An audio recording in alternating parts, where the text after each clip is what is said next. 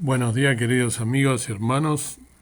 En esta mañana le quiero compartir, siguiendo con el libro que había presentado de nuestro hermano el pastor Pedro Fuentes, Contradicciones Interiores, la primera meditación que hace él, la parte 1, como la llama en su libro, Contradicciones Interiores. Les voy a leer esta parte del libro que él escribió. El ser humano vive en permanente contradicción. Es como si mantuviera una lucha consigo mismo. La escritora española Rosa Montero, en su libro El peligro de ser cuerda, expone esta dicotomía que viven especialmente los creativos y los artistas, pero que también se da en cada uno de los seres humanos. En algunos casos esta contradicción es muy evidente y en otros es más disimulada. Sin llegar a la exageración de pensar que el ser humano es una multitud de yoes interiores, se puede observar que todas las personas vivimos en permanente diálogo y, en ocasiones, en luchas interiores con nosotros mismos. Recuerdo que hace algunos años, cuando era director de un colegio bastante grande en la ciudad de Buenos Aires, teníamos una cantidad importante de profesores de artes en sus diferentes expresiones. Un día entré a la sala de la biblioteca de la escuela a conversar con el bibliotecario y, dado a que no había nadie en la biblioteca, ni el bibliotecario estaba en su lugar de trabajo, me quedé esperando. De pronto, escuché la voz de una profesora en el interior de la sala que inmediatamente reconocí. Era una profesora que buscaba unos materiales entre los estantes de los libros. Yo solo escuchaba la voz de la profesora. Luego de esperar unos momentos, me intrigó que nadie contestara a las preguntas que la profesora hacía. Así que interrumpí ese diálogo solitario que escuchaba. Fue interesante la explicación que recibí de parte de la profesora. Cuando ella escuchó mi voz, dijo: «No hay nadie más que yo en la biblioteca. Solo estaba hablando conmigo». No se asuste, director. Acostumbro a discutir conmigo muchas veces. Ella era consciente de esta contradicción interior que vivimos y que ponemos en evidencia cuando discutimos con nosotros mismos. Al reflexionar sobre este tema quedamos expuestos a una realidad que nos invade y a verdades que nos desafían. Diferentes autores trataron el tema y plantearon algunos caminos posibles para entender esta dicotomía. En la novela El extraño caso del Dr. Jekyll y Mr. Hyde, de Robert Louis Stevenson, publicada en 1886, el autor presenta el conflicto entre el bien, Jekyll, y el mal, Hyde, en una misma persona. Aunque es una novela, puede observarse la lucha interior que vivió el personaje, similar en ocasiones a la vida real. La novela nos presenta al Dr. Jekyll luchando desesperadamente por mantener oculto su otro yo, a quien identifica con el nombre de Sr. Hyde. Cuando descubre que, combinando ciertos elementos químicos, puede liberar y separar a sus dos yo, se crea un mayor problema del que mantenía cuando lidiaba con los dos yo juntos, porque su yo malo, el Sr. Hyde, era incontrolable. Cada vez que el Dr. Jekyll toma la medicación, se anula y da lugar a su otro yo. Finalmente, la novela termina mostrando la tragedia que causa vivir dejando que el yo malo se imponga sobre el bueno. Es verdad que estamos hablando de una novela y que esta lucha interior tan fuerte podría tratarse de una psicosis. De todas maneras, nos ayuda a reflexionar sobre las contradicciones que el ser humano vive en su interior y que intenta ocultar por todos los medios posibles.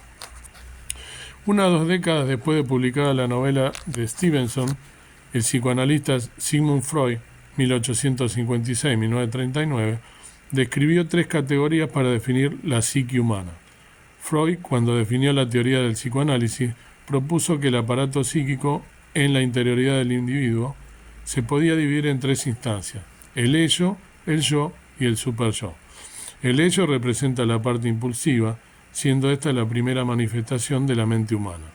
Es el estado mental de un recién nacido que no posee ningún tipo de organización y está basado en el principio del placer. Se podría definir como la parte animal del ser humano. Aun cuando crecemos y dejamos de ser niños, seguimos teniendo ese principio de placer. El yo representa la parte racional, es la parte que está en contacto con la realidad. Vendría a ser la parte consciente del ello que se ha ido modificando por estar en contacto con la realidad. Esta parte de la personalidad va desarrollando una organización, generando de esta manera un individuo racional. Por eso decía Freud que el yo domina la descarga de los impulsos que envía el ello. El super-yo representa la parte ética y moral. Esta parte de la personalidad es creada por el hombre a través de la enseñanza de los padres y de las creencias religiosas que lo frenan en sus impulsos. Es el deber ser, es lo que se llama conciencia moral. Esta definición de la interioridad de las personas que hizo Freud revitaliza la idea de la dicotomía y lucha que se da en nuestro ser interior y nos acompañan durante todo nuestro peregrinaje en la vida. Otra mirada sobre las contradicciones que experimentamos en nuestro interior la presenta el psicólogo y escritor estadounidense Daniel Goleman en su libro La inteligencia emocional, publicado en español en 1996. Este autor desarrolla de forma magistral la dicotomía que vivimos entre nuestra inteligencia racional y la inteligencia emocional. A través de todo este ensayo se puede apreciar la lucha y la crisis en la que solemos encontrarnos ante decisiones que nuestra mente nos indica con toda lógica qué debemos hacer, mientras que nuestras emociones nos dirigen hacia la dirección contraria. No somos dos personas, pero sí, según nos dice Goleman, tenemos dos mentes, una racional y otra emocional.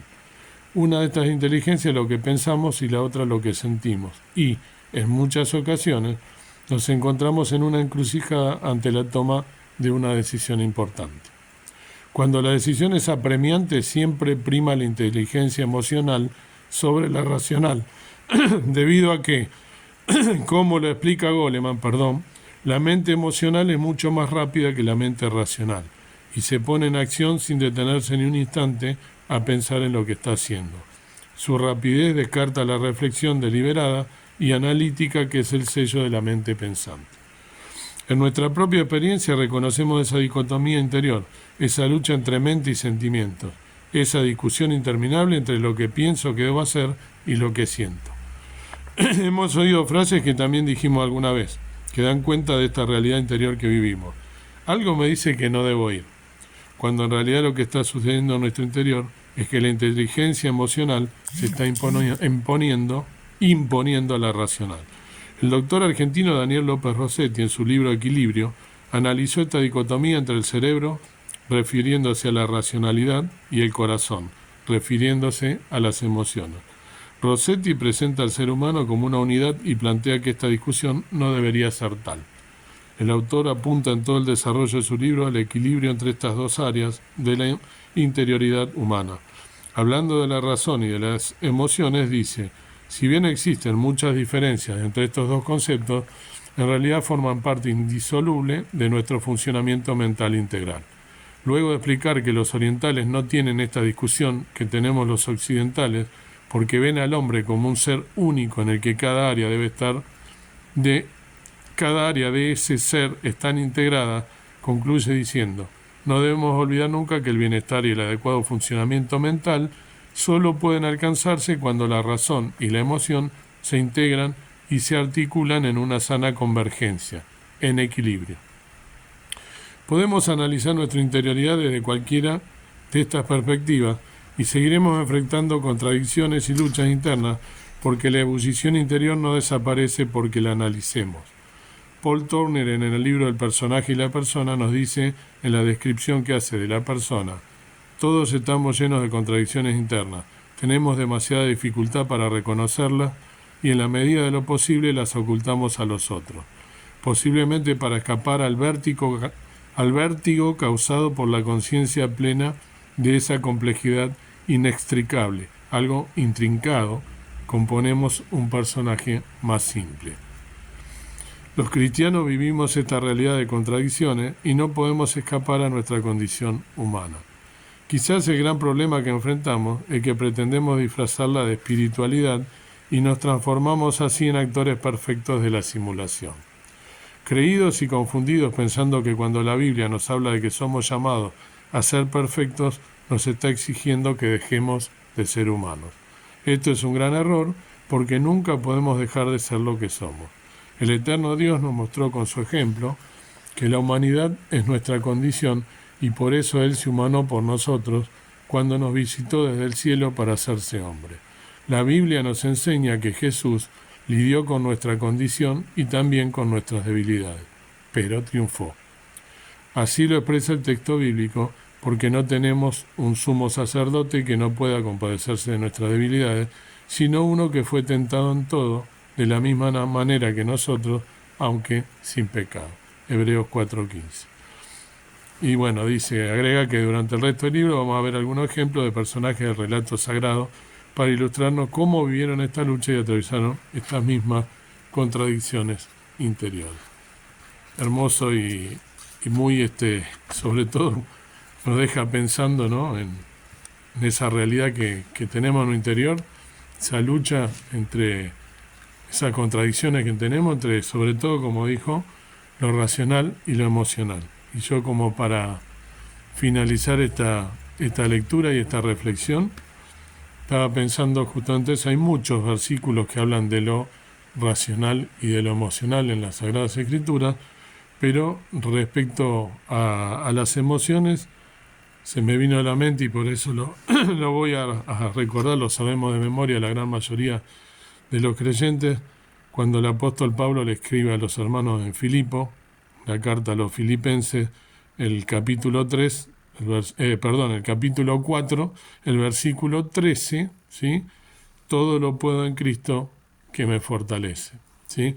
En este versículo que nos habla sobre el control de nuestras emociones, ¿sí?, y nos recuerda que con la ayuda de Dios tenemos la capacidad de controlar nuestras emociones y de enfrentar cualquier situación que a nosotros se nos presente, sea de la índole que fuese, ¿sí?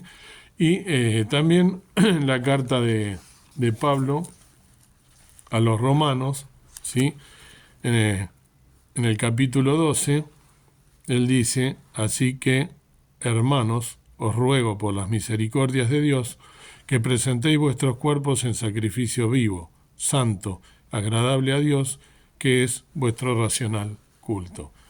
La parte racional, lo que está diciendo, por supuesto, este texto, es para largo y podríamos estar una entera hablando solamente de este versículo, pero lo que nos está diciendo y lo que está instando es a que nosotros le rindamos a nuestro Señor Jesucristo a través de nuestra mente, ¿sí?, un culto racional, o sea que vivamos, ¿no?, de acuerdo a una vida en sacrificio a Dios, presentando todo nuestro cuerpo con la racionalidad que nos dio, de la cual nos distingue del resto de los seres humanos, y que lo pongamos nosotros al servicio de Dios, que nos presentemos a Él todos los días y que busquemos su guía sobre todas las cosas, como acá el hermano está diciendo, en esa lucha y en esa contradicción interior que nosotros tenemos.